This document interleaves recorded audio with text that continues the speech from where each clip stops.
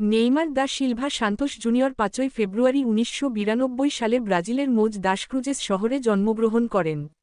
ছোটবেলা থেকেই ফুটবলের প্রতি তার দারুণ আগ্রহ ছিল।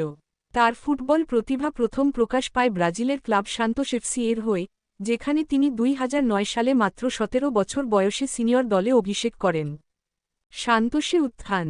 সান্তোসে থাকাকালীন নেইমার দ্রুতই বিশ্ব ফুটবলে আলো ছড়িয়ে দেন।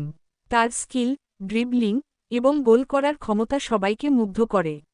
তিনি সান্তোসকে ২০১১ সালে কোপা লিবার্তাদোরেস ট্রফি জিততে সাহায্য করেন, যা ছিল তাদের ৪৮ বছরের মধ্যে প্রথম শিরোপা।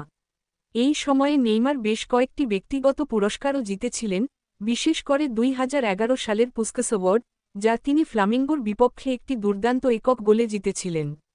বার্সেলোনায় স্বপ্নযাত্রা।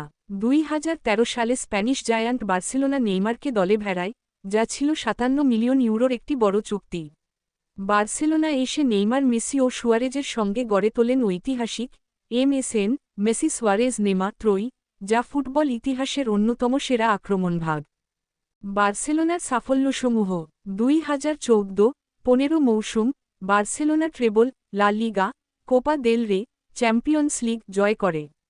চ্যাম্পিয়ন্স লিগ ফাইনালে জুভেন্টাসের বিপক্ষে গোল করেন নেইমার। ২০১৫-১৬ মৌসুম, লা লিগা ও কোপা দেল রে জয় করেন। ২০১৬-১৭ মৌসুম, ঐতিহাসিক চ্যাম্পিয়ন্স লিগের কামব্যাকে পিএসজি এর বিপক্ষে ৬-১ জয়, সবচেয়ে গুরুত্বপূর্ণ ভূমিকা রাখেন নেইমার।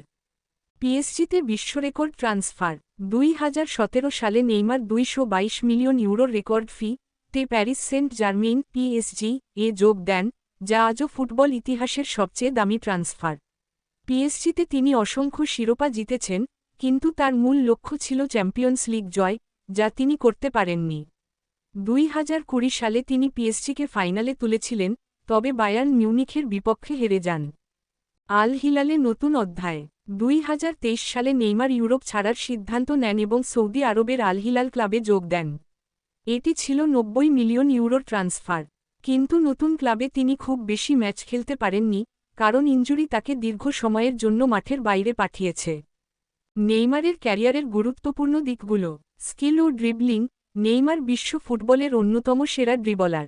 গোল সংখ্যা, ক্লাব ও দেশের হয়ে ৪০০+ গোল করেছেন। ট্রফি, লা লিগা, চ্যাম্পিয়ন্স লিগ, কোপা দেল রে, লিগ ১, কোপা লিবার্তাদোরেস সহ অসংখ্য শিরোপা জিতেছেন। ক্যারিয়ারের বড় একটি সমস্যা হল বারবার ইনজুরিতে পড়া। জাতীয় দল, ব্রাজিলের হয়ে ২০১৩ কনফেডারেশনস কাপ ও ২০১৬ অলিম্পিক স্বর্ণপদক জিতেছেন, তবে বিশ্বকাপ জিততে পারেননি। নেইমার একজন ফুটবল প্রতিভা, যার ক্যারিয়ার অনেক উজ্জ্বল মুহূর্তে ভরা।